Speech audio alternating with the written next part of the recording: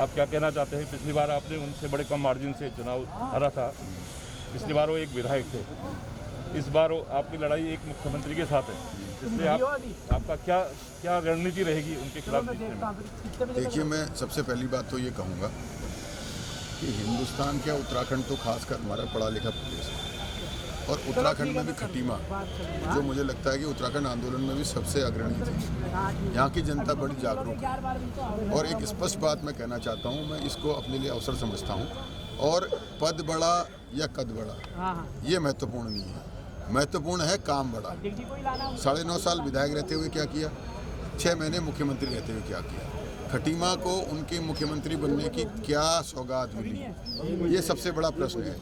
क्या झूठी बातें, सिर्फ एक बात, खटीमा फाइबर का लजीज खाना खाना, खटीमा फाइबर के करोड़ों के लोन का सेटलमेंट कराना, खटीमा फाइबर को अंडरग्राउंड बिजली की लाइन देना, और जहां हम नशे के खिलाफ लड़ाई लड़ रहे हैं, खटीमा फाइबर को बियर फैक्ट्री का लाइसेंस देना, ये उनकी उपलब्धि सिर्फ खटीमा के लिए है।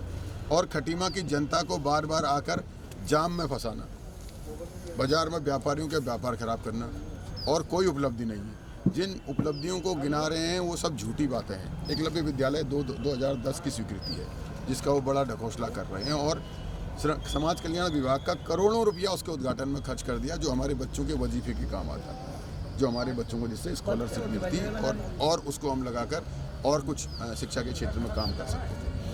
खटीमा का स्टेडियम हरीश राव जी ने पिछली सरकार में उसकी घोषणा करी। 5 साल अपनी सरकार रहते हुए, विधायक रहते हुए, वो उसमें एक ईंट नहीं लगा पाए। 6 महीने मुख्यमंत्री बनते हुए उसको खड़ा कर देते।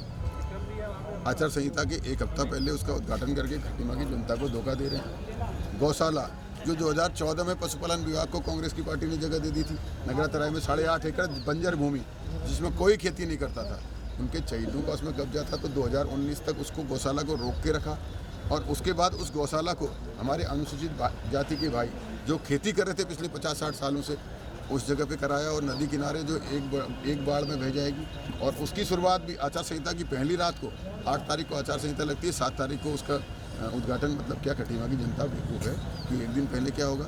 हमारे अनुसूचित जाति के भाइयों के लिए जो है अम्बेडकर हॉस्टल के लिए खटीमा में जगह दी गई, जो है कि जिसमें आके वो बच्चे पढ़ेंगे, जो गरीब बच्चे हैं, रोज़ घर से साधन नहीं आ जा नहीं सकते, उनके लिए हॉस्टल बनेगा। उस जगह को निरस्त कराकर खटीमा के चुनिंदा व्यापारियों के हाथ कर दी, कुछ लोगों को फ़ायदा पहुंचाने के लिए। क्या वो बच्चों का भविष्य खराब नहीं हुआ? 20 दिन तक लगातार भूख हड़ताल में बैठे रहे खटीमा के छात्र की हर बच्चे का एडमिशन होना चाहिए। छात्र संख्या 3000 से घटाकर 750 कर दी। 20 दिन तक भूख हड़ताल में छात्र बैठे हुए हैं। मुख्यमंत्री 3 दिन दौरा करते हैं, खटीमा फाइबर का खूब लजीज खाना खाते हैं, लेकिन उन बच्चों के पास एक बार नहीं जाते कि भैया क्या परेशानी है, हमें क्या कर सकता हूँ, क्या रास्ता निकल सकता है। हमारे बंदे गाँव में पूरा बंदा गाँव डूबा हुआ था, मुख्यमंत्री खटीमा आते हैं, उनके गांव से लगा हुआ गांव है, मुख्यमंत्री खटीमा आते हैं, नाव से लोग अपने घर में जा रहे थे, मुख्यमंत्री खटीमा आते हैं, रात्रि विश्राम करते हैं, अपने उन कार्यकर्ताओं के घर जाते हैं जिनके यहाँ शादी हुई है, वो शादी में नहीं जा पाए, लेकिन उन 200 परिवारों को देखने के लिए वहाँ नहीं जाते। बग्गा चौवन जो सुप्रीम कोर्ट में मुकदमा लड़ रहा है, हमारा सुनपैर उलानी जो है लड़ाई सुप्रीम कोर्ट में लड़ रहे हैं, मुख्यमंत्री रहते हुए वहाँ नहीं गए एक बार भी, मुख्यमंत्री हटने के बाद वहाँ जा रहे हैं वोटों के लिए। फॉरेस्ट से जो है किलपुरा रेंज से खोचड़ उठाकर बग्गा वाली रेंज में डाल रहे हैं, और लोगों को कह रहे हैं हम रोड PWD को दे रहे हैं। क्या जनता को बेवकूफ़ समझ रखा है? जनता सब जानती है, ये खटीमा की जनता है। आज आप देखिए, अमाओं में चले जाइए, यहीं पूर्णागिरी कॉलोनी में 2 दिन की हल्की सी जाड़ों की बरसात, और लोग घर से बाहर नहीं निकल पा रहे हैं, कमर तक जल भराव है। क्या ये उनका विकास है? हर बरसात में आकर फोटो खिंचाते हैं, अखबार वालों को, मीडिया वालों को लाकर, कई लोगों को दीवारें तोड़नी पड़ती है, नाली तोड़नी पड़ती है, उसके बाद वो जो है कि फिर वैसे ही हो जाता है। 10 साल से फोटो खिंचा रहे हैं। उन्होंने सीवर लाइन का प्रस्ताव क्यों नहीं रखा खटीमा नगर पालिका के लिए? उन्होंने रखना चाहिए, जल भराव से निजात दिलाना चाहिए था। कहीं भी किसी भी नाली की जो इनके मुख्यमंत्री ने बनाई है उसकी निकासी तक उसको जोड़ा ही नहीं गया, वो आज बीमारी की जड़ बन रखा है। खटीमा फाइबर जिसके यहाँ ये रोज़ जाते हैं, इनके घर का रास्ता है, बीच सड़क में आप जाइए, अभी 12 फीट में पिलर लगा दिए मेन रोड पे, मतलब कि गुंडागर्दी चालू कर दी रस्तों की जी ने कि सड़क पर कब्जा करेंगे। आप जाइए अभी नगरातराई तक, आप देखेंगे खटीमा फाइबर से स्ट्रीट लाइट लगी है उजाले के लिए, सिर्फ मुख्यमंत्री के दरवाजे तक। क्या उसके आगे अंधेरा नहीं होता? काली पुल के आगे क्या नगरातराई में अंधेरा नहीं होता? क्या लोहियाहाट में अंधेरा नहीं होता? या फिर नहर पे पट्टी पे लाइन होता? क्या मुख्यमंत्री इतने स्वार्थी हो गए कि जो बोल रहे हैं मैं मुख्यमंत्री हूँ, हम मुख्यमंत्री को वोट देंगे, मैं उन लोगों से आपके माध्यम से अपील करना चाहता हूँ, क्या वो इतने स्वार्थी हो गए कि उजाला सिर्फ अपने घर तक ले गए हैं? सिर्फ रस्तों और पुष्कर धामी, बाकी जनता बेवकूफ़ है। कापड़ी साहब, मेरा एक सवाल और है। आपने तो तमाम आरोप लगाए हैं पुष्कर सिंह धामी। ये आरोप नहीं है, ये सच्चाई है, ये खट्टीमा की जनता जानती चलिए है। खैर भी ये सच्चाई है, लेकिन फिर क्या वजह रही कि वो एक बार चुनाव जीतने के बाद फिर दोबारा फिर जीत गए, फिर उनको आज युवा नेतृत्व के नाम पे उनको कमान दी है पूरे प्रदेश की? देखिए, कमान युवा नेतृत्व के नाम पर भाजपा ने दी, वो तो उनका प्रॉब्लम है, वो हमें तो उससे मतलब नहीं है क्यों दी है। चुनाव जीतना, पिछली बार तो 57 सीटें जीते, मोदी की प्रचंड लहर में वो 2700 वोट से जीते। वो जो है उनको ये समझिए कि गॉड गिफ्ट एक हवा कभी कभी चलती है, उसमें कई लोग किनारे लग जाते हैं, तो वो भी लग गए किनारे। तो अब ये चुनाव बताएगा कि भाई कितना जो है काम किया है खट्टीमा क्षेत्र में, कितना विकास किया है। 2 दिन की बरसात में, 2 दिन की जाड़ों की बरसात में खट्टीमा की सारी जो रोड इन्होंने बनाई, उसके डामर उखड़ गए हैं।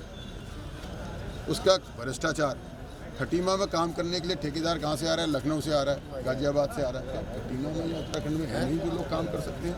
क्यों? क्योंकि गोलमाल है भाई, गोलमाल।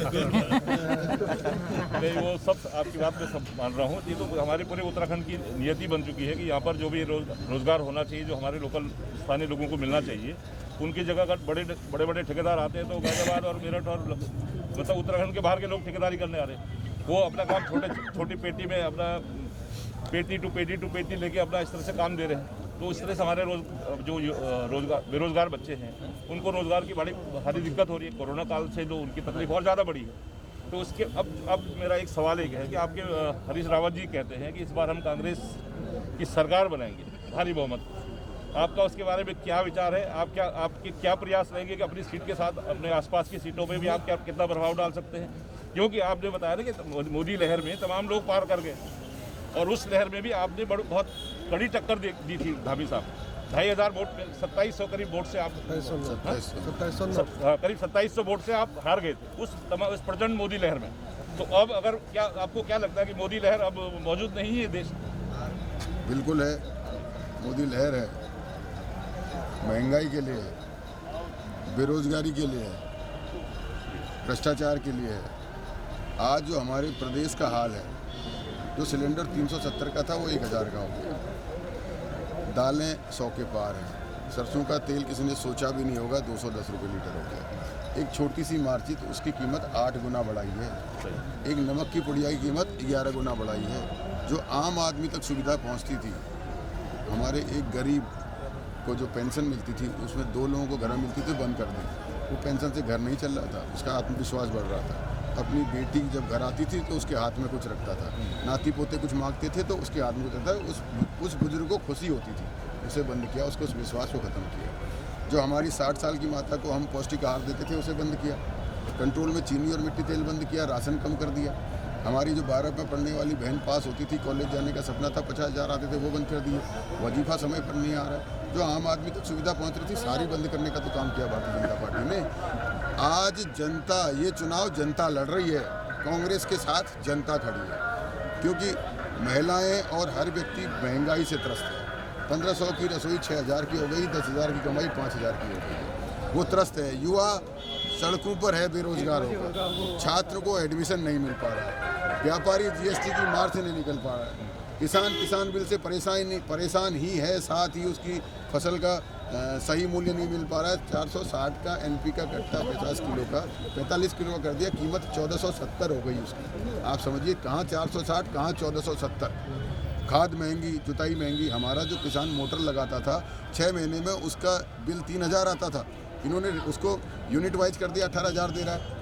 किसान की फसल तो लगातार घटती जा रही है और उसको उपयोग में आने वाली सारी चीज़ें महंगी इन्होंने कर दी हैं। और जो है ये जो आवारा पशु हैं, इससे किसान की फसल बर्बाद हो रही है, इससे लोगों के एक्सीडेंट हो रहे हैं, लोग घायल हो रहे हैं, अपनी जान दे रहे हैं, कई जानवर सड़कों पर तड़पते रहते हैं। कितना दर्दनाक वो मंजर है। इसका दोषी कौन है? जिसने जो है कि 7 साल पहले गौशाला नहीं बननी थी, जो ज़मीन पर कब्जा करने वालों के साथ खड़े हो गए। तो आप समझिए ना आज क्या ज़रूरत है। आपको मैं दिखाता हूँ, आपके चैनल के माध्यम से, मुझे लगता है मैंने संभाल के रखा है। ये मुख्यमंत्री की सोच क्या होगी आप बताइए। बिंदी है, भैया ये देखिए आप, ये बांट रहे हैं, ये सेम बीजेपी सेम। ये देखिए, तो आप समझ सकते हैं उनका विकास है। ये आप इसको कवर कीजिए प्लीज। बढ़िया से ये विकास है। तो आज मुख्यमंत्री एक पति अपनी पत्नी को बिंदी देता है, आज भारतीय जनता पार्टी महिलाओं को बिंदी दे रही है, चूड़ी दे रही है, कम्बल दे रही है, कढ़ाई दे रही है, कुकर दे रही है, शराब दे रही है, मुर्गा दे रही है, चप्पल दे रही है। अगर विकास किया होता तो इसकी बात होती। कद बड़ा पद बड़ा उससे नहीं चलेगा, काम बड़ा होना चाहिए। जी काफी साहब, हमारे आप देखिए, कापड़ी साहब, जो कांग्रेस की सरकार में रोडें बनी थी, ये मुख्यमंत्री बनकर भी उनकी मरम्मत नहीं कर पाए। कापड़ी साहब, विधायक बड़ा है, इस बार आम आदमी पार्टी भी मैदान में है पहली बार, क्या इम्पैक्ट रहेगा? कुछ नहीं, खाली मैदान में है और होना कुछ नहीं है। क्योंकि प्रदेश अध्यक्ष बहुत अगर प्रदेश बेचारे मुझे बड़ा इसका अफसोस होता है, जिस व्यक्ति ने 4 साल लगकर जो है कि प्रदेश में संगठन खड़ा किया और चुनाव लड़ते हो तो उन्हें प्रदेश अध्यक्ष हटा दिया। आज प्रदेश अध्यक्ष विहीन है आम आदमी पार्टी, कार्यकारी है लेकिन आम आदमी के लिए तो उन्होंने जो दावे किए हैं कि पर महिला को 1000 रुपये देंगे, महीना पे देंगे, रोजगार देंगे। ये उत्तराखंड है। अरे रोजगार दे देंगे तो फिर 1000 रुपये देंगे, क्या करेंगे रोजगार? महिलाओं या तो महिलाओं को भी रोजगार देंगे, हम समूह के माध्यम से देंगे। अगर वो रोजगार की बात कर रहे हैं तो फिर मुफ्त की क्यों बात कर रहे हैं? जब रोजगार आ गया तो मुफ्त की बात क्या है, आप बताइए। वो कुछ नहीं, उनका दोहरा चरित्र, महिलाओं के लिए मुफ्त बोला है, वो बीजेपी की बी टीम है और कुछ नहीं। तो अब कांग्रेस की सरकार बनने वाली है, इसके बारे में आपको क्या कहना है? मैं आश्वस्त हूँ, कांग्रेस की सरकार बन रही है, जनता ने मन बना रखा है। जब हमने परिवर्तन यात्रा यहाँ से शुरू करी थी, परिवर्तन यात्रा जन परिवर्तन यात्रा में बदल गई थी, जनता उसमें शामिल हो गई थी और हजारों की संख्या में लोग सड़कों पर आए थे। ये उत्तराखंड ने देखा है।